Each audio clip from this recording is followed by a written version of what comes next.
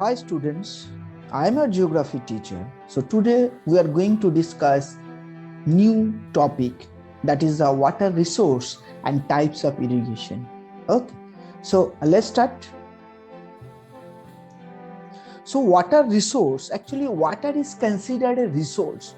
Why it is considered resource? There are some facts regarding this. So a resource, you can say that can have some value and utility. So water, perhaps you know, that is considered the most valuable things or the most valuable resources or the minerals in on the earth planet. So there are 8 planets, perhaps you know, in our solar system. So only earth have this type of, you can say, the water, this type of minerals, and only that fact create the lives you and I all generated, you can say, that all origin from the water. So water, you can say, the one of the most important minerals in our life, and that is needed in our everyday lives. Okay, so that is why water is considered as the resource. Okay, somehow it is considered that we already experienced the First World War, we already experienced the Second World War. It is assumed that the Third World War is about to come due to the water only, because the water is the one of the thing that can play a vital role, important role, a significant role of human beings. So that is why it is too much important. Okay, so this thing you have to understand. Next, if you want to discuss, next start. So what are the sources of the, so water sources that come from the ocean, rivers, ponds, okay, lakes and stream. Here by this diagram I wanted to show that where the earth's water means where from fresh water only 2.2%. Okay, you can say the other saline water, that is 0.9%. Ocean water, that is the only, you can say, the 96.5%. So most of the portion of water of the earth, that is, perhaps you know, that is only the ocean water. So if you total water take as 100 liter or 100%, so 96.5%, that is the ocean water. Perhaps you can see over here. And second thing, perhaps you know, that is the fresh water, that is also that only, you can say, the only fresh water 2.5%, and other saline water, that is 0.9%. If you divide this water, so that can the groundwater, among this 2.5% groundwater, that is the 30.1%, glacier and the ice water, that is 68.7%. This is also fresh water. So this is come under the fresh water. And surface, you can say, the or other water, that is the 12% only.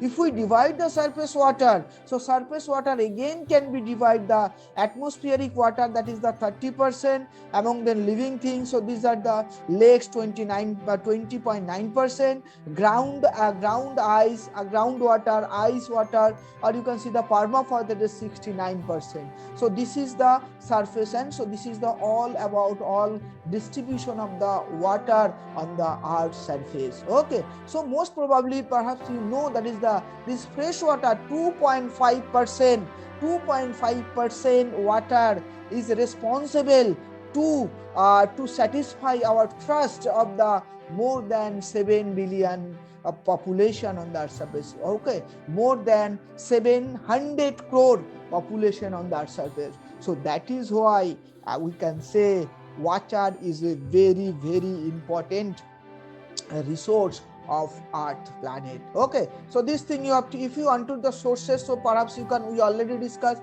India accounts for the 2.45% of the world surface or the world's water. So that's why the 4% of the world's, you can say, the water resources, and 16% of the world, you can say, that is the population. Okay, so this thing we have to memorize. The total water available for precipitation in the country, that is the very about only the 4,000 cubic kilometer. And we, the people of India, most of the people of India, more than 120, 135 million or the 135 crore population depend on mostly this water only. Okay, so that's why too much important it is. The available from the surface water and the replenishable groundwater only it is the 1869 cubic kilometer. So these are the water we are taking out from the ground, exploit from the ground. Okay, in the ground there is aquifers, so there we can collect the water. Out of this only 60% can be put to beneficial uses. Thus the total utilizable water resource in the country is only 112 cubic kilometer. Okay, so this thing we have to know. And so what are the sources? First sources is the lagoons and the backwaters. India's the vast coastline area, perhaps you know, from the Gujarat to Odisha, I mean Gujarat, Maharashtra, okay, Goa, Kerala, Karnataka, Tamil Nadu, Andhra Pradesh, Odisha and West Bengal. So these have the long coastal area more than 7,000 kilometers, and this 7,000 kilometer area you can say that some of the intended coastline means some of the portion get into the Indian mainland, and there some water also can be deposited. Okay, a number of lagoons and the lakes have formed. The states like the Kerala, Odisha, West Bengal have a vast surface water resources in these lagoons and the lakes. If you take lagoons and lakes, if you take example Chilka Lake, which is located in the where it is the Odisha. So these are the lake that also source of the water. Although you can say the water generally brackish water. So these are the water. It is always the brackish water, means that is the saline water. Salt is mixed. So these water bodies, it is used for the fishing, irrigating certain varieties of the paddy, or the you can say the paddy crops, or the you can say the coconut, etc. So these are the very important. Second source of the water, perhaps the surface water. So surface water, if you want to discuss, somehow you can see there are four major sources of the surface water. So we already discussed. There are, you can see the lake, ponds, river, and the lakes. We already shown in the diagram also. So surface water are mainly four types: river, lakes, ponds, and the tanks. Okay, so these are the main. And this the country, there are about 10,360 rivers. So in Indian, you can see the main river, their tributary, their distributary, small river. So the more than 10,360 rivers. So and their tributary is longer than the, you can see the some of them 1.6 kilometer each, and you can see the mean annual flow of the rivers, that is the 1869 cubic kilometer. So these are the topographical, hydrological and others constraints, and due to this fact only about 690 cubic kilometer, only 32% water we can collect or we can available for our utilized, okay, for our utilizing. So this can be water, this water we only use. So how much water you can just during the rainfall or runoff? 1,869 cubic kilometer, but among them you consider 690 cubic kilometer water we can available for using, and rest of the water, what would happen?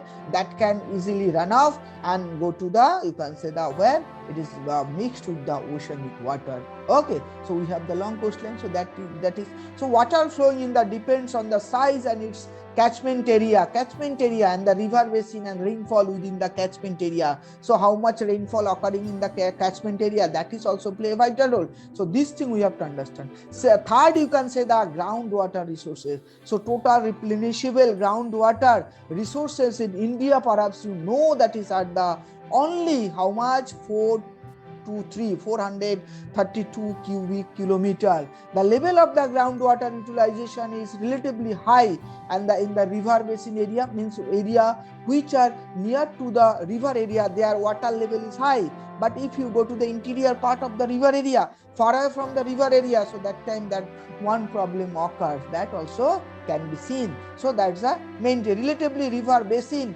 lying in the northwestern regions, and perhaps you know that is the South India. So this thing we have to understand. Utilization is very high in the states of Punjab and Haryana, Rajasthan, Tamil Nadu, and however, so Punjab, Haryana, and Rajasthan, you can say this area already the 1960s they started. 1960 they started the Green Revolution. So Green Revolution they started the cultivation rice and wheat, HYVs, high yielding varieties of seeds. Due to this fact, they have to use more and more water to get the more production from that. Okay, another thing if you want to discuss, which utilize the only small proportion of their groundwater potential, states like the Gujarat, Uttar Pradesh, Bihar, Tripura, then come to the Maharashtra, are utilizing their groundwater resources at the moderate rate. So some of using the high rate of the groundwater, some of using the moderate rate. If the present trend in continues, so what would happen? What can be? So the supplies of the such situation or the such water level will be decreased, and that time very hard to get this water. So this thing we have to understand in a wide manner. Okay, so we already discussed. Next topic we are going to discuss, that is the importance of the irrigation in India. Okay, what are the importance? Perhaps you see in my background I have given something that you can easily understand. Increase in the agricultural production and the productivity depends to the land a large extent on the availability of the water. Hence, you consider that can be also used in the importance of the irrigation, and perhaps you know that is known as the however availability of the irrigation facilities, which is highly inadequate in India. For example, in 1950-51, gross irrigated area as percentage of gross cropped area was only 17%, but even that was cropped area has been crossed more than 60%. So we have to give more and more land, more and more water irrigation for this land to get the proper production, because today you can the population is increasing. On the basis of this population we also increase the production. If you want to production, so agricultural land has to be increased. These agricultural lands have to be increased. So that time what we have to do, the supply of the water irrigation system must have to develop. So these are the main thing we have to do. Okay, for what are the irrigation? Control the drought and the famines. So if there is a drought and the shortage of the water, there are some meteorological drought. If in a certain area there is a less than 25% rainfall, so that time it is the drought area. So see, drought area you can say the in which month, perhaps you know June to September is the drought area. Monsoon, you can say the when the monsoon arrive, and before that remaining 8 months are dry. So only June to September we are getting the monsoon rainfall from the southwest monsoon, but rest of the 8 months what happened? The dry season. So to control this, you can say to control this dry season or to supply the proper water during the dry season, so that we have to develop our irrigation system in India, have to develop the irrigation system. Okay, otherwise the farmer nowadays whenever you open the newspaper, so that time you can see if the dry season of the 8 months, you can say the farmers commit suicide. Why? They are not getting the water, and due to water their crop get failed, and that's the main problem. Okay, so these are the main problems. So rainfall is the scanty and the undependable in many parts of India. So rainfall is, you can see the rainfall vary from one area to another area. If you take example two particular area, Meghalaya, there the Mosingram, the rainfall is 1 centimeter, that is the world highest rainfall, and another place that is the rainfall Jaisalmer, Bikani, rainfall less than 25 centimeter. So there is a great variation. So to solve this problem, we have to develop our irrigation system. Next, the higher productivity, you can say on irrigated land. So productivity in the land have to be increased. Okay, productivity have to increase at a considerably more than one productivity as the unirrigated land. So that should be increased by development of our irrigation system. Then the multiple cropping possible. Actually, if some of the farmers when they don't have the irrigation system or do not get the proper water, so what can they do? They have to depend on the monsoonal rainfall. But if you supply them water throughout the year by developing our irrigation system. So that time this farmer can do the multi-cropping. So these are the main tropical and subtropical climate India has and it has the potentialities to grow the crops more than one. So that is called the multi-cropping. 80% of the annual rainfall is received in less than 4 months. Multiple cropped is generally not possible, and provision of this, you can say that somehow you can know facilities to make possible the growing 2 or 3 crops in a agricultural calendar, and that will enhance our, that will you can say enhance our production and productivity as well, and that can feed in their population as well. Okay, role, you can say that perhaps you know the in the role you can say the role in the new agriculture strategy. So new agriculture strategy, modern strategy, high yielding variety seeds, that is that seeds were taken from the Mexico, that also implement in the every part of India. And we also develop our modern seeds, that is the gene regulation should be introduced or already introduced. But in this case, what we have to do, we have to do one thing. What is this? That we can produce more and more seeds that can take the less water, the production will be, you can see, the high. So this type of seeds we have to develop in our lab, and after that these seeds to go have to distribute among the farmers of India, and that time production will be decreased because population will increase. So to accommodate, to solve this problem, we have to do some solution regarding this. Okay, so next one, you can see the bringing the more land under the cultivation. You can see the total proportion or reporting of the area land utilization, it is the 603.5 million hectares in 1999 2000. So of this, you can say the 19.44 million hectares was the current fallow land, and current fallow land include the lands which are lying fallow for the less than the 1 year. So they are not cultivated. So these area are not cultivated. So less than 1 year, this land are not cultivated. So that's why it is called the current fallow land. So this land, why these are not cultivating? Because of the water. So water must be, irrigation must be developed in such area where the current fallow land, because of the rainfall, because of the because of the water. So that should be supplied to the farmer. Water should be, irrigation should be farmer, should be released to the farmer. Okay, so unplanted for the 1 or 5 years. So cultivable lowest of the composite, another the 13.83 million hectare cultivation on such lands is impossible in such a cases, while our requires a sustainable capital investment to land feed. So for the cultivation, so sustainable development must be there. Okay, sustainable investment must be there. Capital investment must be there. That type of land means the 13.83 million hectare land should be come under these areas, come under agriculture, come under can be agriculture land. So for that's why we have to do provision of irrigation facilities can make some portion of this land. So there are some causes we already discussed that why India need the irrigation system. First one we discussed already, control of the droughts and the famines, then come to the higher productivity on irrigated land. Then we also discuss the multiple cropping system. Okay, role in agriculture strategy that we have to change and bringing the more land under this. Okay, so this thing we have to. Next point, reduces the instability of output level. Okay, reduce the instability. So irrigation help the stable of the output or yielding. So some year you are getting the high production, next year there is a drought. So that time you cannot get the good production.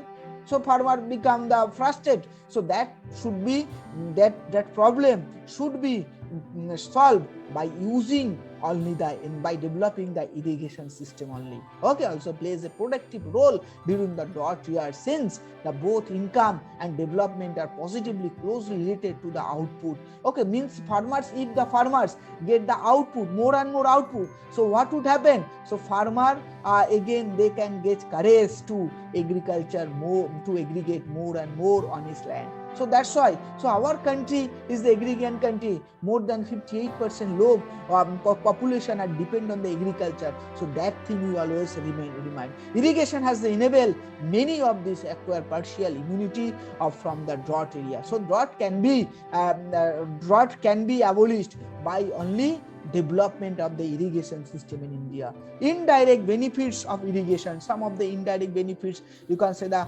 confers the indirect benefits or the increase the agriculture production, employment also generated, lands increase the production, helps in developing the allied activities, means the water transport etc., are improving income of the government from the agriculture. So today we have only the 14% share. Agriculture has shared this 14% in the agriculture. So that should be increased because we are the agrarian country. We are not so far, you can say, the industrial country. So we have to develop our industry, agro-based industry. So agro-based industry's production would be high. So that time we can share our GDP. We can hike our GDP as well. So that thing should be.